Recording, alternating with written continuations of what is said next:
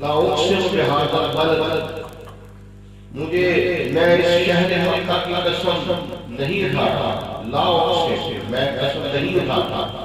بہذا البلد اس شہر کی، وانت حل بہذا البلد ہاں اسی شہر کی اٹھاتا، پہلے نفی فرمائی کہ میں شہر کی قسم نہیں اٹھاتا، مجھے سارے شہر میرے، اور یہ شہر پہلے بھی تھا، یہ خطہ پہلے بھی تھا، میں اس شہر کی قسم کیوں اٹھاتا؟ لا اقسم بہذا البلد میں اس شہر کی قسم نہیں اٹھاتا، وانت حل بہذا ہاں اسی شہر کی اٹھاتا ہوں، اس لیے کہ وہ تیرا مسکن بن گیا، جب اس شہر میں تیرے دل سے نسبت ہوگی تو پھر میں اسے قسم اٹھاتا ہوں، ووالد وما ولد اور میں تیرے جلنے والے کی بھی قسم اٹھاتا ہوں اور تیرے جلے جانے کی بھی قسم اٹھاتا ہوں، اے محبوب میں تیرے باپ کی بھی قسم اٹھاتا ہوں اور تیرے اولاد ہونے کی بھی قسم اٹھاتا ہوں۔ تو یہاں نبی پاک صلی اللہ علیہ وسلم کا تعلق قائم ہوتا جا رہا ہے، اللہ تعالیٰ ان کی قسمیں اٹھا رہا ہے، بلکہ جس چیز کو بھی اللہ حضور سے ہو گیا اور حضور سے نہیں، حضور سے کہ غلام سے غلام تک غلام سے بھی تعلق ہو گیا، اللہ کی ذات ہے اس کی بھی قسم اٹھائی، والعادیات ضبحا فالموریات قدحا والمغیرات صبحا فأثرن به نقعا ووسطن به جمعا۔ اے محبوب تیرے غلام کے گھوڑے کے پاؤں سے اڑنے والی چنگاری کی قسم اٹھاتا ہوں، جب پتھر سے ٹکرائے اور اس میں سے چنگاری نکلے تو اس چنگاری کی قسم اٹھاتا ہوں، اور تیرے غلام کے گھوڑے کے ہانپنے سے جو اس کی کھڑی ہوئی سانس کی قسم اٹھاتا ہوں، بلکہ ان گرد و غبار کی قسم اٹھاتا ہوں۔ تو حضرات عالمی یہ تعلق کیسا تعلق ہے، اور ہم کتنے خوش بخت ہیں کہ ہمارا بھی اسی نبی سے کوئی تعلق ہے، ہم بھی اسی کو محبوب صلی اللہ علیہ وسلم کے نام لیوا ہیں، جن کا نام لینے سے جس نے پہلی جس نے ابھی بات ہو رہی تھی کہ نور مصطفیٰ کو سجدہ ہوا، آدم علیہ السلام کو جو سجدے کا حکم تھا وہ حقیقت اس نور کو سجدہ تھا جو پیشانی آدم میں چڑھ رہا تھا، اور جس نے اور حدیث میں آتا ہے کہ سب سے پہلے سجدہ جو کیا وہ جبریل امین نے کیا، اس لیے انہیں فرشتوں کا سردار بنا دیا، اور پھر جس نے جن صحابہ میں سے جس صحابی نے حضور صلی اللہ علیہ وسلم کے واقعہ کے راج میں تشریف دیا، اللہ نے اسے صدیق اکبر کا مقام بنایا، تو وہ نبی جس نبی کے ساتھ تعلق اور اس تعلق میں پہل ہے، ایک اس کے ساتھ تعلق اور اس تعلق میں جتنی پہل ہو جائے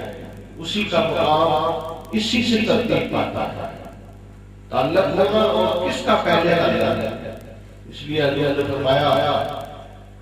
خیر قرونی کرم، میرا زمانہ سب سے بہتر ہے، سب سے بہتر میرا زمانہ خیر قرونی کرم والذین ثم الذین یلونہم ثم الذین یلونہم، پھر اس کے بعد والا، پھر اس کے بعد والا، زمانے کو بھی حضور کے ساتھ تعلق ہوگا، اور جو حضور کے قریب کا ساتھ ہیں، جو حضور سے تعلق رکھنے والی جتنی قربت والی ساتھیں ہیں، ان کو حضور نے بہتر زمانہ بنایا کہ میرا زمانہ سب سے بہتر ہے، پھر اس کے بعد والا، پھر اس کے بعد والا، یہ دو یعنی ہے باتیں جو حدیث شریف سے ثابت ہے۔ ایک تو یہ ہے کہ حضور نے یہاں رک گئے کہ خیر قرون کرم ثم الذین یلونہم ثم الذین یلونہم، میرا زمانہ بہتر ہے، بہترین ہے، پھر اس کے بعد والا، پھر اس کے بعد والا۔ لیکن ایک اور روایت میں ملتا ہے کہ حضور کی سانس یہاں تک ٹوٹ گئی، یہ کہتے ہوئے ثم الذین یلونہم ثم الذین یلونہم، پھر اس کے بعد والا، پھر اس کے بعد والا، پھر اس کے بعد والا۔ تو ثابت ہوا کہ نبی کی تشریف آوری کے ساتھ تعلق رکھنے والے وقت کو بھی نبی پاک سے فضیلت عطا فرمایا کہ یہ میرے ساتھ تعلق اس کا قریب کا تعلق ہے۔ تو یاد رہے کہ یہ گھڑیاں جو ابھی آ رہی ہیں، آپ سمجھتے ہیں حضور کی ولادت سن رکھا ہے کس وقت ہوئی تھی کہ دن رات جا رہی تھی اور دن آ رہا تھا، رات ختم ہو رہی تھی اور دن کا اجالا آنے والا تھا۔ گویا وہ کون سا وقت تھا؟ فجر سے پہلے تھا، اذان فجر سے پہلے تھا اور قریب تک تھا۔ اور میں یہاں سوچ رہا تھا کہ نبی پاک صلی اللہ علیہ وسلم کو اللہ کی ذات نے اس وقت ایک نماز پڑھنے کا حکم دیا کہ یا رسول اللہ تم اس وقت ایک نماز پڑھا کرو، بس وہی تمہاری نماز ہے، اور اس کو نماز تہجد کہا ہے۔ یہ نماز تہجد کس وقت پڑھی جاتی ہے؟ یہ وہی وقت ہے جس وقت حضور کی آمد ہوئی تھی۔ حضور اس دنیا میں جلوہ کر رہے تھے، یہ وہ ٹائم ہے۔ باقی جو کچھ ہے وہ حضور اپنے طور پہ اللہ کی بارگاہ میں سجدہ ریز ہوتے تھے، لیکن اللہ کی ذات نے جو نبی پر نماز فرض کی ہے کسی پر فرض نہیں ہے، صرف نبی پاک صلی اللہ علیہ وسلم پر فرض ہے، وہ ہے نماز تہجد۔ اور کیوں فرض کی گئی؟ یہ محبت والے کہتے ہیں، میرا ایمان یہ کہتا ہے، اور اپنی بیٹھے بیٹھے دل میں بات آئی تھی کہ یہ وقت جو حضور کے ساتھ جس کے تعلق ہے، اسی وقت میں نبی پاک کو اللہ نے نماز تہجد ادا کرنے کا حکم فرمایا۔ تو ثابت کر دیا اللہ تعالیٰ کی ذات نے کہ جس گھڑیوں کو، جن ساتھوں کو میرے نبی کی ولادت کے ساتھ تعلق ہے، وہ گھڑیاں عظیم تر گھڑیاں ہیں۔ اور آج بھی تم ان کی قدر کرو، آج بھی تہجد پڑھے گا، تمام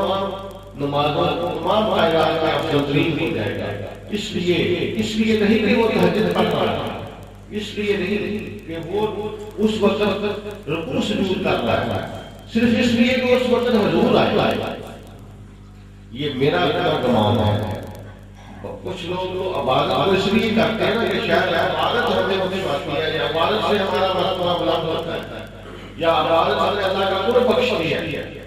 یہ بھی نوٹ کر لیں، عبادت بندے کو اللہ کا قرب نہیں بخشتی، بلکہ اللہ کا قرب جو ہے وہ عبادت کو قبول کرتا ہے، قبولیت کے مقام پہ لے جاتا ہے۔ جس کو اللہ کا قرب نصیب ہو جاتا ہے اس کی عبادت اللہ کی بارگاہ میں قبول ہے، اور جس کو قرب الہی نصیب نہیں، وہ نمازیں جتنی مرضی پڑھتا رہے، روزے جتنے مرضی رکھتا رہے، جس کو اللہ کے مصطفیٰ نہیں، مصطفیٰ کریم کے ساتھ جس کا تعلق نہیں، وہ عبادت بھی رد ہو جاتی ہے، وہ علم بھی رد ہو جاتا ہے، اور یہی شیطان کے ساتھ ہو جاتا ہے۔ شیطان کا جو اس پر جو لعنت کا توقع پڑا، وہ کس لیے؟ عبادت میں بھی بہت زیادہ سب سے آگے تھے، اور علم میں بھی سب سے آگے تھا، مگر کس لیے شیطان تھا؟ اس لیے کہ اس نے نور مصطفیٰ کو سجدہ نہیں دیا۔ اور یہاں ایک بات کی تصحیح کر دیتے ہیں کہ نور حضرت آدم علیہ السلام کو ہی سجدہ تھا، وہ سجدہ جو فرشتوں کو حکم تھا وہ آدم علیہ السلام کو ہی تھا۔ پہلی تقریر میں یہ بات ہوئی تھی کہ آدم علیہ السلام